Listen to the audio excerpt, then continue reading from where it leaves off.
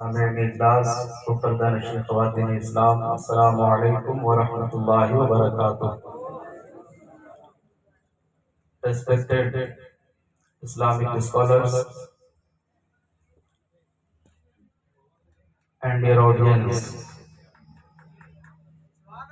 Almighty Allah praises that we are Muslims and we should sitting in Noor Iman conference at Darul Uloom Faizan Al-Khashah Rahmatullahi Ta'ala alayhi. Alhamdulillah, Alhamdulillah alladhi bi ni'matihi tatimmu as-salihat wa tatanazzalu ar-rahmat was-salatu was-salamu ala sayyidi as-sadat wal-uswati al-hasanati fi sa'iri al-halat. Amma ba'd, fa'a'udhu billahi minash shaytanir rajim. Bismillahir rahmanir rahim. لقد كان لكم في رسول الله أسوة حسنة. آمنت بالله صدق الله العظيم وبلغنا رسوله النبي الأمين المتين المامون الكريم ونحن على ذلك لمن الشاهدين والشاكرين والحمد لله رب العالمين. لائق احترام اور قابل مبارکباد ہے آپ تمامی حضرات کہ آج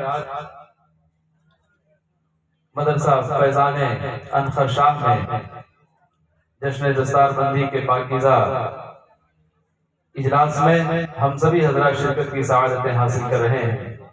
لائق مبارکباد ہے ادارے کے جملہ اراکین، منتظمین، ناظرین اعلیٰ، اساتذہ ادارہ، سبھی حضرات اور جن کے بچوں کے سروں پر دستار بندی کا خوبصورت منظر سجایا جائے گا، ان تمام کے والدین بھی لائق مبارکباد ہیں. آپ تمامی حضرات موجود ہیں، علماء کرام اور شورائے اسلام کی ایک جمع غفیر ممبر شریف پر موجود ہے.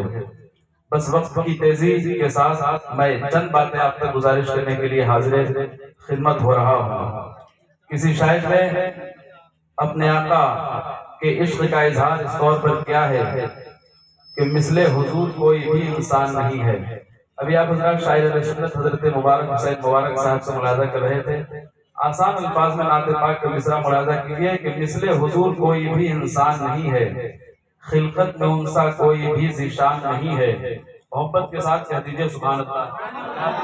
ممبر شریف پر بیٹھے ہیں اور آج جشن دستار بندی کے موقع پر ہم سبھی حضرات شرکت کی سعادتیں حاصل کر رہے ہیں.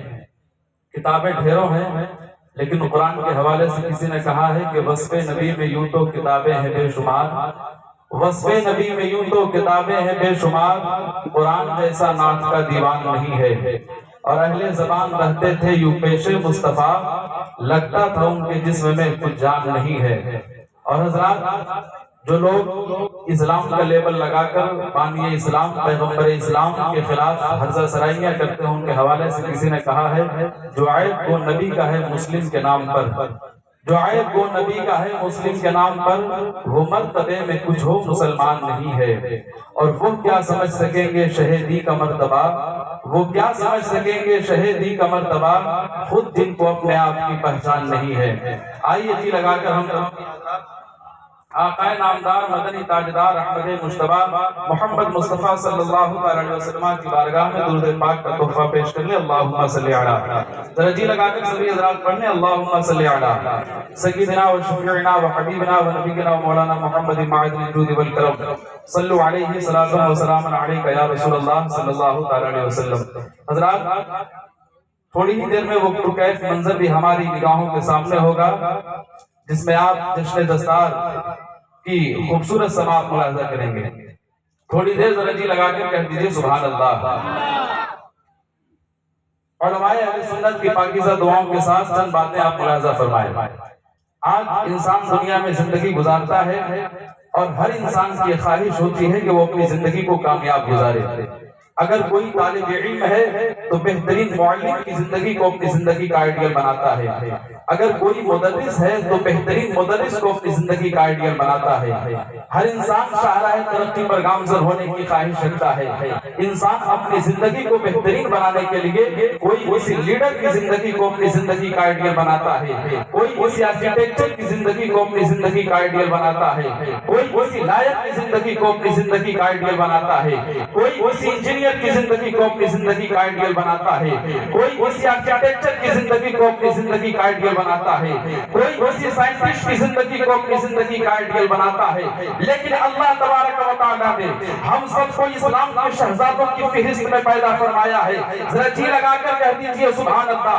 اربابی مطالب کے اگر سبحان اللہ کی صدائیں بلند کر دے تو میں سمجھوں گا کہ ہماری تمام سماعتیں جو آج منبر شریف سے ہو رہی ہیں انشاءاللہ وہ کامیاب ہوتی نظر آئیں گی۔ محبتوں کے ساتھ کہہ دیجئے یا رسول اللہ۔ ہر انسان اپنی زندگی کو کامیاب بنانے کی خواہش رکھتا ہے، ہر انسان اپنی زندگی کو کامیاب بناتا ہے، اور کامیاب کرنے کے لیے کسی کامیاب انسان کی شخصیت کو اپنی زندگی کا آئیڈیل بناتا ہے۔ لیکن ہم سب مسلمان ہیں اور اسلام کے شہزادوں کے لیے، پوری کائنات کے لیے اللہ نے مقدس رسول اعظم کو ہم تمام لوگوں کے درمیان مبعوث فرمایا اور دنیا والوں کو پیغام دیا، اگر کسی کی قیادت قبول کرنی ہے تو وہ سب سے بڑے قائد محمد عربی کی ذات ہے۔ دنیا والوں کو اگر اللہ تبارک و تعالیٰ نے دنیا میں بھیجا ہے تو محمد عربی کی ذات کو اپنی زندگی کا آئیڈیل بنانے کے لیے بھیجا۔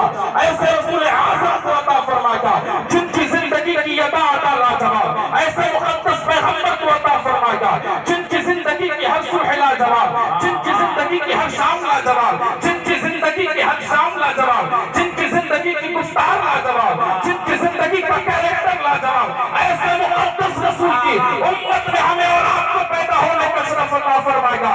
اعلیٰ حضرت نے بمانگے تو عشق مصطفیٰ کی سوہان آپ سب کو یوں پیش فرمائی ہے کہ یا رسول اللہ سرور کہوں کہ مالک و مولا کہوں تجھے، باغ خلیل کا گلے زیبا کہوں تجھے، تیرے طرف صاحب تناہی سے ہے بری حیران ہوں میرے شاہ کیا کیا کہوں تجھے۔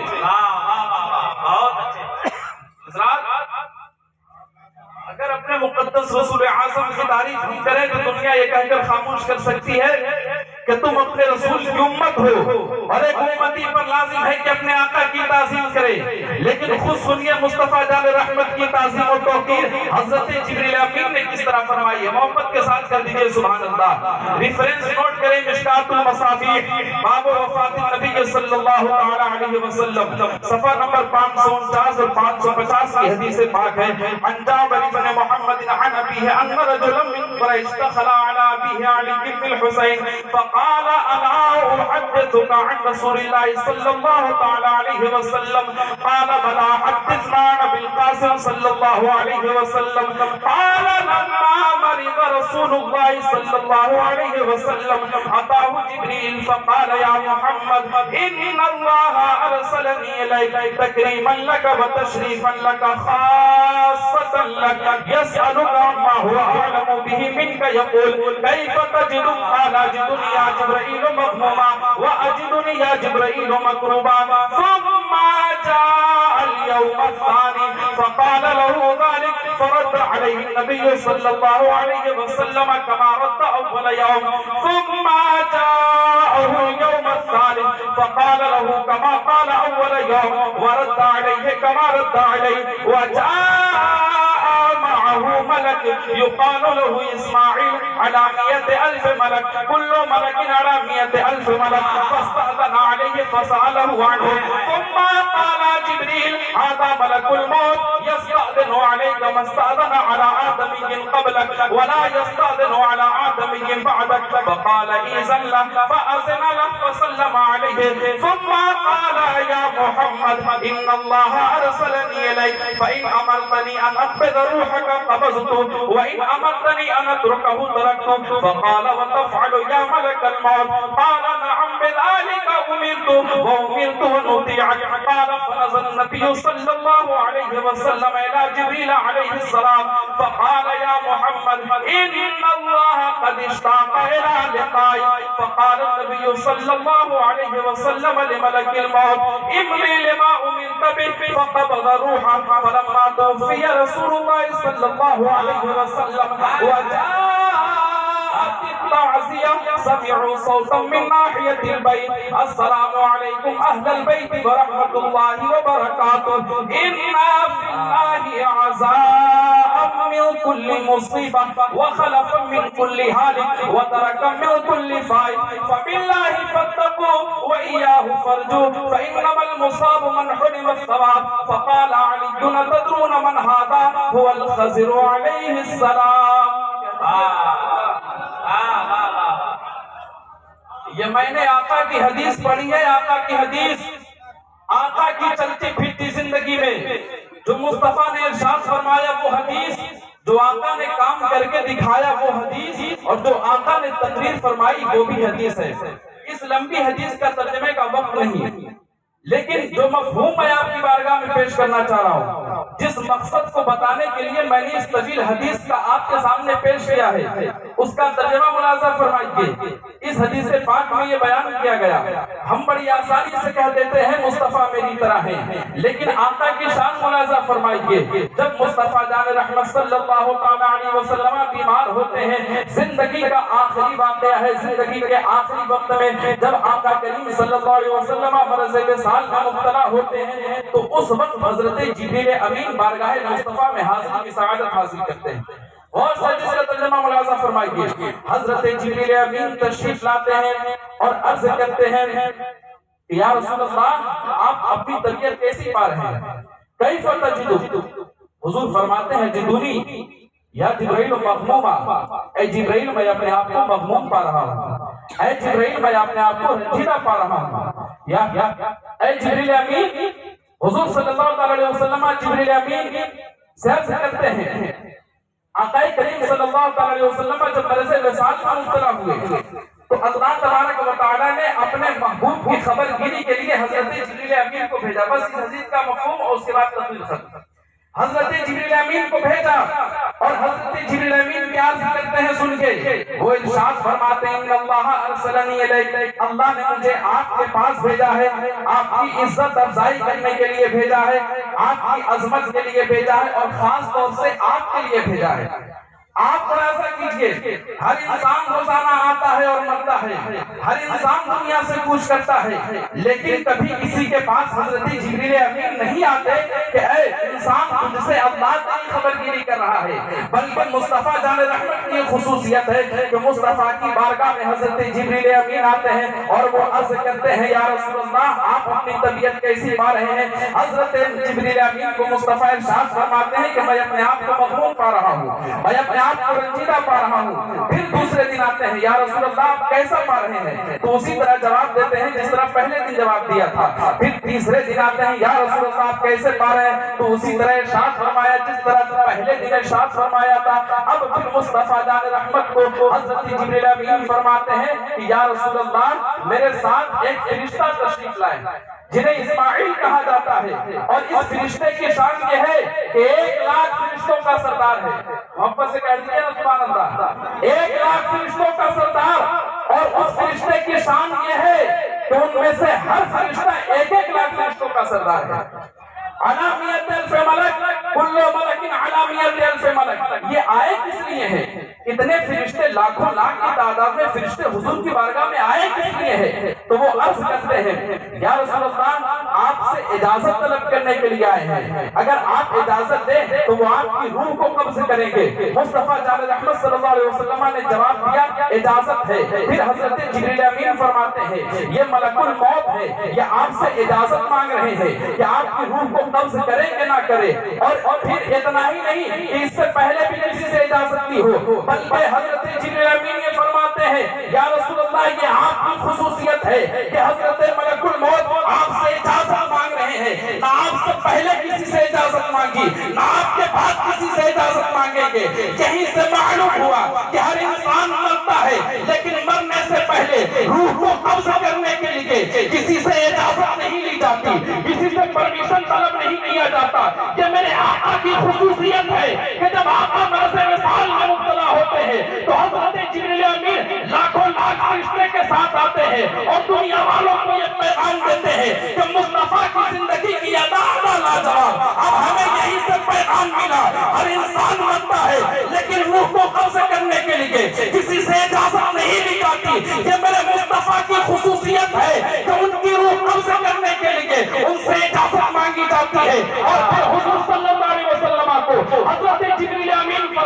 ہیں کہ اللہ آپ سے ملاقات کا مشتاق ہے.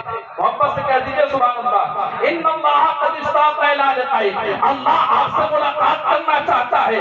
اتنا سننا تھا میرے مصطفیٰ ارشاد فرماتے ہیں حضرت جبریل امین کی طرف دیکھتے ہیں اور آقا عرض کرتے ہیں, آقا ارشاد فرماتے ہیں کہ اتبس میری روح کو قبض کر لے, اس لیے کہ تمہیں اللہ نے حکم دیا ہے. پھر مصطفیٰ جان رحمت کی روح قبض کر لی جاتی ہے. اس حدیث سے پاک کا مفہوم کی روشنی میں آپ کے ذہن و فکر میں یہ بات آ گئی ہوگی کہ ہر انسان ایک دوسرے کی طرح نہیں ہوتا, بلکہ انسانوں کے مختلف درجات ہوتے ہیں. اور آقا تو وہ ہے جن کی طرح پوری کائنات میں اللہ نے کسی کو پیدا نہیں فرمایا, اور بریلی کے تاجدار نے درس دیا ہے سب سے اولا بالا ہمارا نبی, سب سے بالا بالا ہمارا نبی, اپنے مولا کا پیارا ہمارا نبی, دونوں عالم کا دولا ہمارا نبی, سارے اچھوں میں اچھا سمجھیے جسے حلق اچھے سے اچھا ہمارا نبی, سارے اونچوں میں اونچا سمجھیے جسے حلق اونچے سے اونچا ہمارا. جشن دستار بندی کی محفل میں حاضری کی سعادتیں حاصل کر رہے ہیں. اس علوم و فنون کی دنیا میں ڈھیروں علوم کی تعلیم دی جا رہی ہے. کوئی سائنس کی تعلیم حاصل کر رہا ہے, کوئی جغرافی کی تعلیم حاصل کر رہا ہے, کوئی ہسٹری کی تعلیم حاصل کر رہا ہے, کوئی معاش و معیشت کی تعلیم حاصل کر رہا ہے, کوئی اکنامکس کی تعلیم حاصل کر رہا ہے. پڑھنے والے بھی بہت ہیں اور پڑھانے والے بھی بہت ہیں, ٹیچرز بھی بہت ہیں, اسٹوڈنٹس بھی بہت ہیں, طلبہ بھی بہت ہیں, معلمین بھی بہت ہیں, ودیارتھی بھی بہت ہیں, شکشک بھی بہت ہیں. لیکن ان علوم کی بھیڑ میں آخر کون سا علم ہے جس کے پڑھنے والے کو بہتر کہا گیا, اور کون سا معلم ہے جس کے پڑھانے والے کو بہتر کہا گیا؟ بس سن لیجئے کون معلم سب سے بہتر ہے اور کون متعلم سب سے بہتر ہے.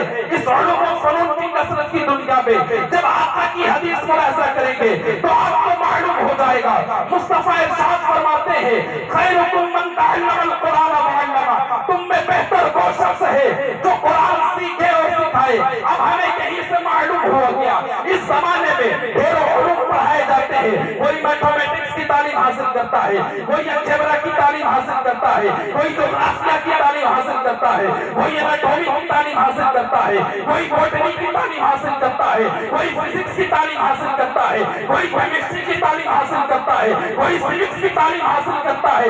لیکن ان علوم میں جو سب سے بہترین علم ہے اس علم کا نام ہے علم قرآن, اور جو سب سے بہترین معلم ہے وہ قرآن کا معلم ہے, جو سب سے بہترین متعلم ہے وہ قرآن کا متعلم ہے. اب ہمیں یہی سے معلوم ہو گیا کہ قرآن پڑھنے والا سب سے بہتر معلم ہے, قرآن پڑھانے والا سب سے بہترین ہے.